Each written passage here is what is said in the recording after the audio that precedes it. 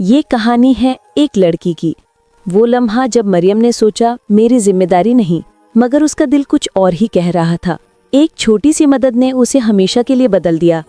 एक स्कूल में एक बच्ची पढ़ती थी, नाम था मरियम। वो बहुत समझदार मगर थोड़ी जिद्दी थी। उसे लगता था कि बड़ों की हर नसीहत बस तंग करने के लिए होती है। एक दिन स्कूल से वापस आते हुए उसने देखा कि मोहल्ले की आंटी पानी भर रही है, मगर बाल्टी भारी थी। मरियम ने सोचा मेरी जिम्मेदारी तो नहीं, जाने दो।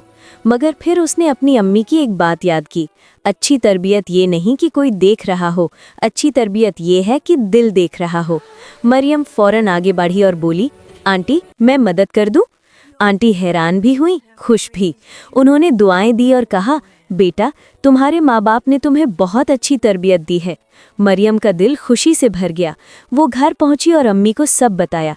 अम्मी ने कहा, बेटा दुनिया में दो किस्म के लोग होते हैं, एक वो जो सिर्फ अपने लिए जीते हैं और दूसरे वो जो किसी के काम आकर अपने दिल और तरबियत को खूबसूरत बनाते हैं। उस दिन के बाद मरियम हर अच्छा काम दिल से करती। कभी किसी बच्चे को रास्ता पार कराती, कभी क्लास में नए बच्चे की मदद करती, कभी स्कूल में कचरा उठाकर डस्टबिन में डालती।